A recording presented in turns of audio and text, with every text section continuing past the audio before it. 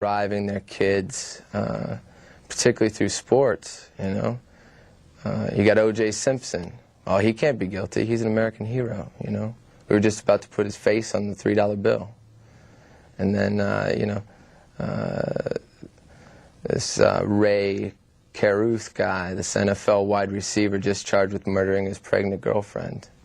You know, people, did they ask why? Why'd he do it? You know, no one cares why, you know.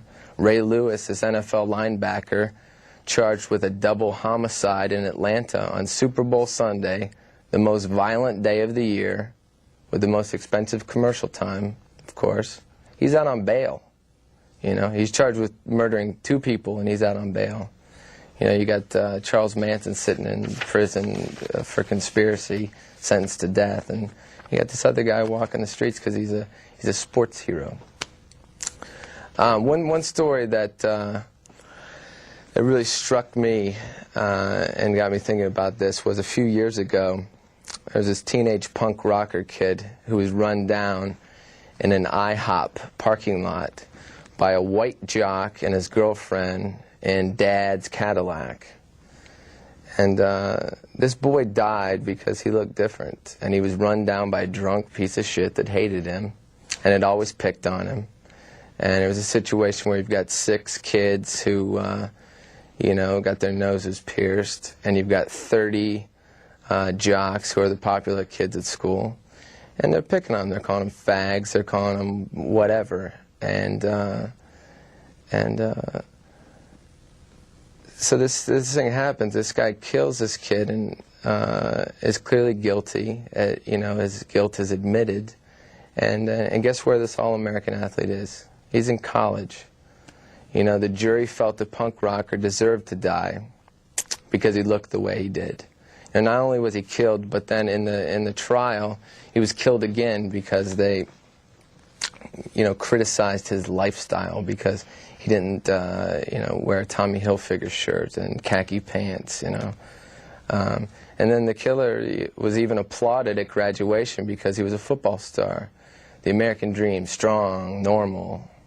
He never spent a day in prison. So who do we blame? You know, everybody wants to say, you know, too much violence today, you know. Did anyone forget about the Civil War or the Bible or Shakespeare? You know, violence isn't brand new. And I don't even think seeing violence is the problem. I think there's a more serious problem that seeing violence as a solution to solve a problem is what is sending a bad message to kids growing up. You know, even going back to a Western, the hero kills the villain, saves the day.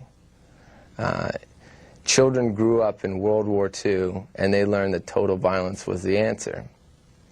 And I think that that's where, you know, a dying culture began, and a dying culture kills everything that it touches.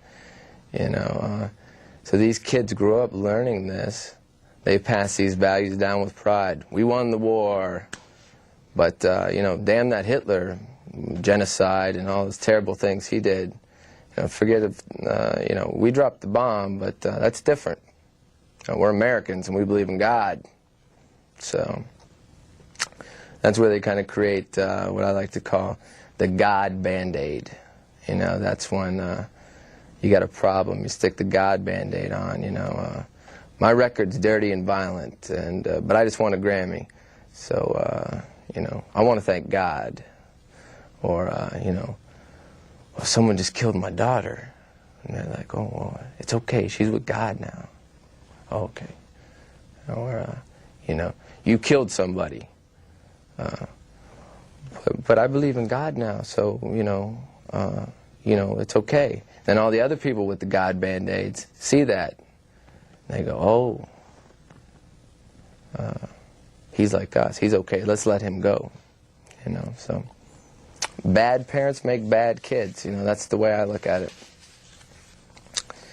That's why I asked the question. You know, I put this up on my website. I said, is adult entertainment killing our children, or is killing our children entertaining adults? And I think that's kind of the question we got to ask ourselves today.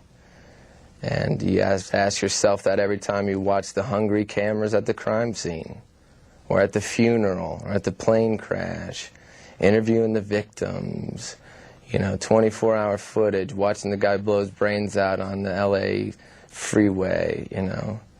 I'm in a square right now. You're looking at me. I'm looking at myself in a monitor. You know, we sit in front of the TV, and we are the TV. We're a copy staring at a copy, at a copy, at a copy. It's like the guy on Jerry Springer who is always looking at the monitor to see if he sees himself. And that becomes a loop because you see it and you see yourself again and again and again. So, eventually it's a Xerox that's so degenerated we don't know which came first. And that's where we are. That's what I'd like to leave you with.